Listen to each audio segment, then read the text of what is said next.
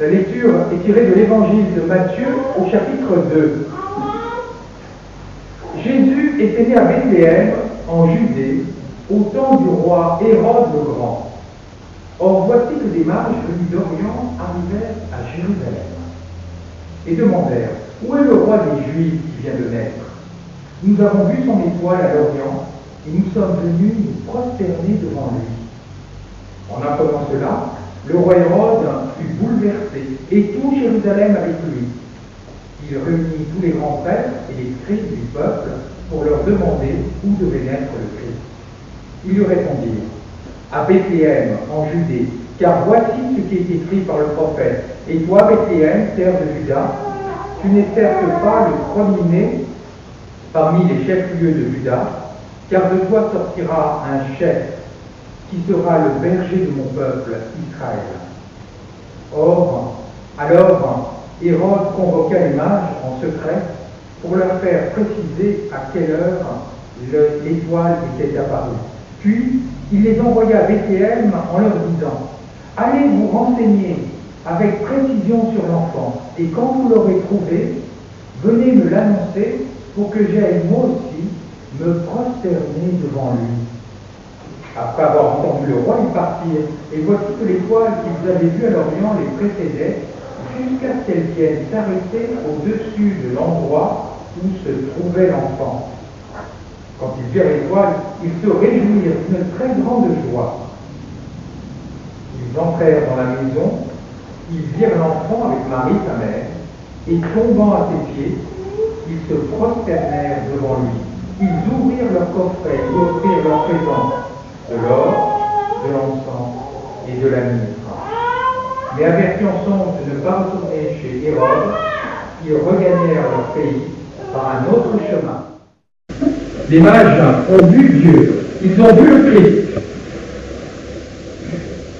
Ils nous donnent deux clés, leur attitude nous donne deux clés pour que nous aussi, nous puissions voir le Christ, nous puissions voir Dieu, en faire l'expérience.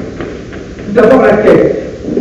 Les mages ne sont pas restés inactifs, assis tranquillement. Ils vont aller d'Orient, sans doute de Perse, vers Jérusalem, et ensuite de Jérusalem à Bethléem. Autrement dit, ils se mettent en route, ils bougent, ils font un effort. La quête spirituelle, dans le mot quête spirituelle, il y a vraiment la quête. Alors parfois, vont-ils être guidés? Ils voient une étoile. Et cette étoile leur dit, il y a un être extraordinaire, le roi des Juifs, sans doute, ils en savent un peu plus, celui qui va vaincre la mort, vaincre la maladie, qui est apparu en Judée.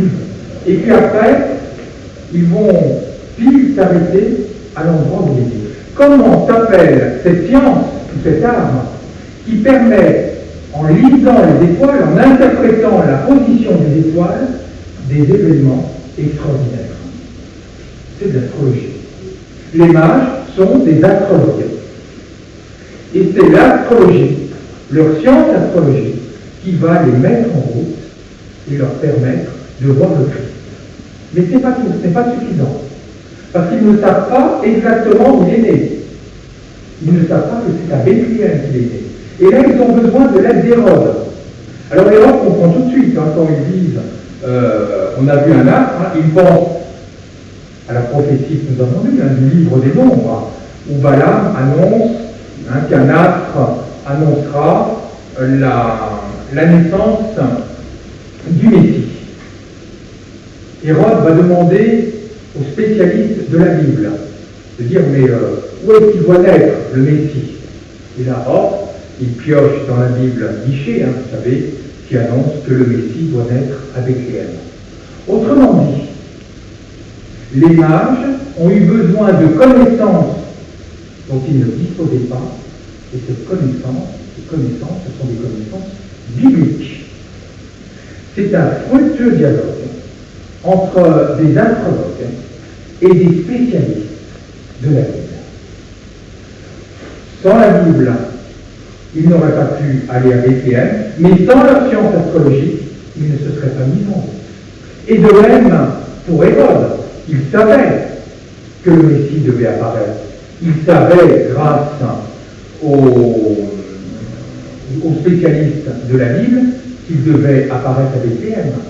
Mais sans l'apport des mages astrologues, il n'aurait pas su que le Messie était apparu à ce moment-là. Chers amis, nous pouvons retenir deux choses dans notre quête, déjà. Tout d'abord, nous devons sans cesse approfondir nos connaissances spirituelles bibliques. La Bible, elle est faite pour être lue, méditée. Ça, c'est le premier point. Mais aussi, nous devons même entrer en dialogue avec la culture. De même qu'Hérode est rentré en dialogue avec les astrologues, nous aussi, nous pouvons rentrer en dialogue avec, pourquoi pas des astrologues, ça pourquoi pas, mais en tout cas avec la philosophie, avec les sciences, avec les autres spiritualités, non pas pour forcément épouser leur but. Les astrologues, les mages vont rester des mages, ils ne vont pas se convertir au judaïsme, et les juifs ne vont pas se convertir à l'astrologie, ce n'est pas cela.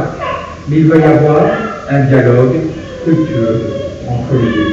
Et bien nous aussi, nous pouvons, en étant bien ancrés dans notre christianisme, entrer en dialogue avec la culture pour enrichir notre propre spiritualité. C'est le premier point. La quête, c'est une recherche, une lecture des Écritures et un dialogue avec la culture. Deuxième point, c'est l'ouverture du cœur.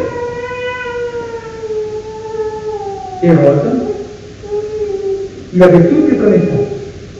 Il savait tout pour adorer le Messie. Il savait qu'il était à Bethléem et il savait qu'il était apparu à ce moment-là.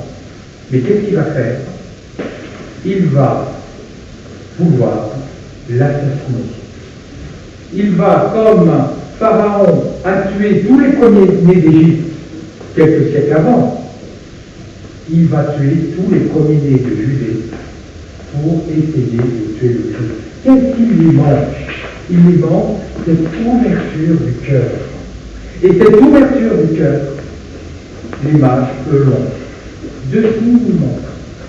Tout d'abord, quand ils vont voir l'enfant Jésus et sa mère, ils vont se prosterner devant lui. Ils sont dans une attitude d'adoration. Nous aussi. C'est cette adoration envers le Christ, envers Dieu, que nous devons sans cesse avoir dans notre prière. Cette humilité, cette dévotion. Et la deuxième. Ils vont aussi offrir leur cadeau, leur trésor, on nous dit, l'or, l'encens et la myrrhe. Autrement dit, ils offrent une partie d'eux-mêmes. Ils ont de la dévotion, de l'adoration. Ils offrent une partie d'eux-mêmes. Ça, c'est une première attitude très importante pour cette ouverture du cœur. Il y a une dernière chose. Quand ils ont fini, ils rentrent chez eux, et comment? En empruntant un autre chemin. C'est pas neutre. Si un étudiant vous dit, voilà, j'étudiais la philosophie, mais maintenant j'ai changé de voie, je vais étudier le droit.